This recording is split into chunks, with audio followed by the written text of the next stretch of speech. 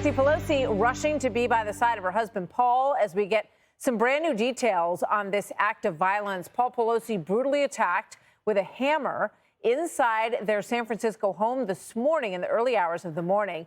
Reportedly, the deranged suspect was shouting, "Where is Nancy?" when he entered the house. The speaker was not there at the time. New video appears to show a smashed glass back door where the suspect may have entered their home. Police responded to a wellness check. We're not sure whether that was a home alarm or a call from Paul Pelosi. We're waiting on those details. It happened around 2:30 in the morning when they encountered this.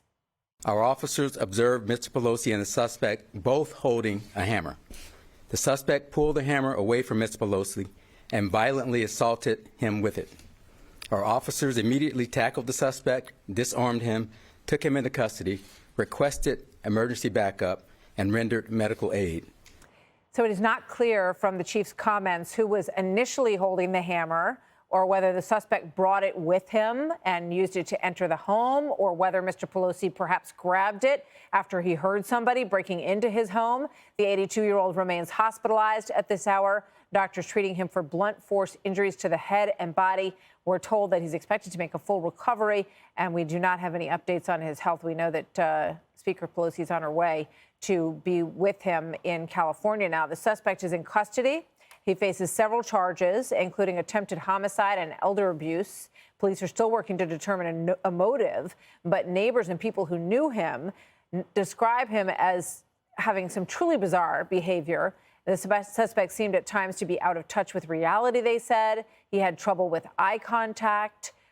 They said that they cut off contact with him. One of them, he was house sitting for them. She said he was basically creeping her out and she didn't want to be in touch anymore. So, so the big question here is whether this is reflective of political violence that's happening in the country, or whether it's reflective of serious mental health issues in the country and violence in general across the country, or some combination of both. Kennedy? I think you hit on it, and I think it is a combination of both, because I think where we're at, the president promised to bring down the tenor of political discourse in this country. That hasn't happened. People are more divided. There are people who see words as violence, and there are people who it's very easy for them to cross the line and commit acts of violence like this because they are moved by their politics. When you combine that kind of rage, that sort of systemic cultural rage that we have right now that hasn't calmed down, with untreated mental illness, that's when you have things like this happen. And for anyone, whether it's a Supreme Court justice, the Speaker of the House, or anyone who holds visible elective office, it's a really scary time.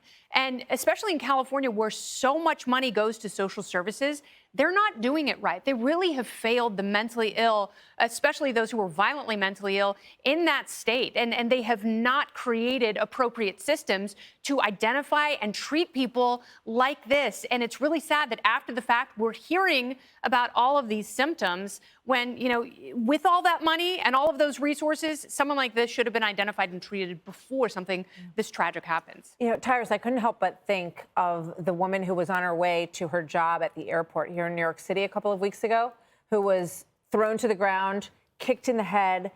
She was in danger of losing her eyesight. And I thought, this woman knows what it feels like. And a lot of people who've been pushed into subway tracks by perhaps similarly mentally unfit individuals in the country right now. Well, the first thing is we wish him a speedy recovery. And we have to say, thank God for the police department, that they were able to respond to a call, get there just in time to save his life.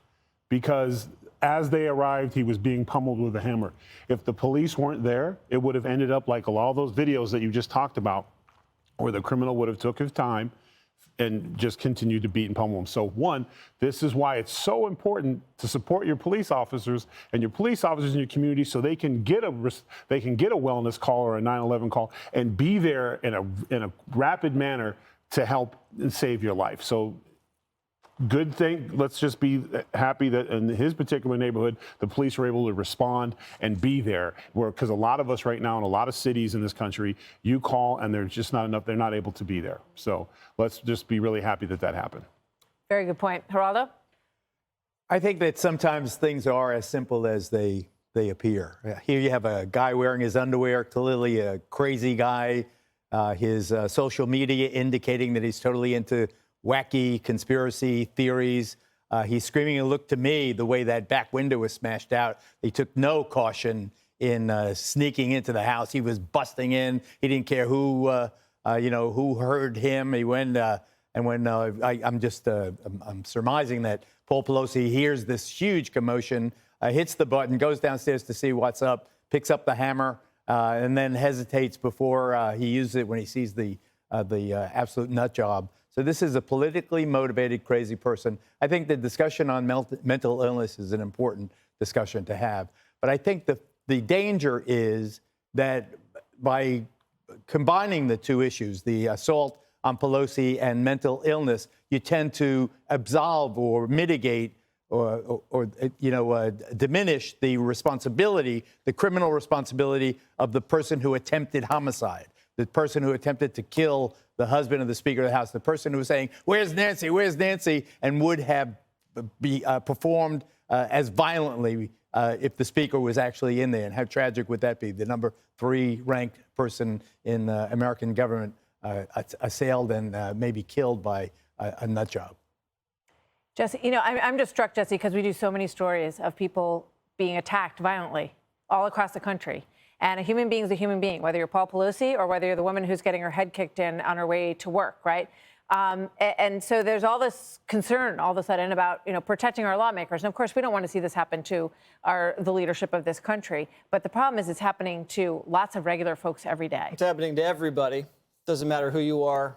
You got to watch out. I hope he's better. I hope he recovers quickly, because getting hit in the head with a hammer does not sound fun at all. He's had a rough year. He almost died in a car accident, and he now almost died from a hammer attack. Yep. So I wish him and his wife well and a speedy recovery. The guy that is the alleged attacker sounds like a homeless nudist. He was living in a storage locker, and he was an illegal alien from Canada with a rap sheet in San Francisco, we believe, so he should have been deported. But San Francisco is a sanctuary city. He's whacked. I read his social media profile. The man is crazy, and everybody should have known that. So he's mentally ill. There's a crime wave. It's touched everybody. The crime wave has now come to the Speaker of the House's house. It came to Zeldin's house, who's a congressman running for governor here. Someone rushed the stage with a weapon. Karen Bass, who's running for mayor in Los Angeles, she had guns stolen. It's happening all across the board. What I want is that I want this alleged perpetrator to be treated the exact same way if he had attacked anybody else. Because a lot of people get hit with hammers. A lot of people get attacked.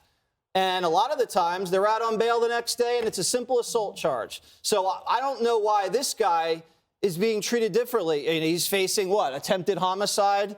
He's in prison right now. We see people assault people all the time randomly with all kinds of weapons, and we see them released the next day. So I don't know why this guy is getting all of a sudden special treatment or different treatment because the victim was so high profile. Remember, if you call on a welfare check, the left wants to send a social worker. What if a social worker had come to this call? You would have had a dead husband, and you would have had a dead social worker.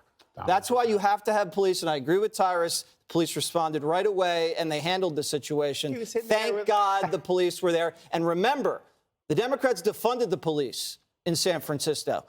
Big mistake, and they put the money back in, but these are the kind of mistakes we cannot keep making. This guy was trying to kill him in front of the cops. The cops were right there, and he's smashing him with the hammer. I mean, he's lucky he wasn't shot and killed. Yeah. There. Well, they used a lot of discretion, and I'm glad they got him. Maybe they could have put a bullet in him. Who knows? I wasn't there. They do have security videos, so we'll maybe get a chance to look. Hey, Sean Hannity here. Hey, click here to subscribe to Fox News YouTube page and catch our hottest interviews and most compelling analysis. You will not get it anywhere else.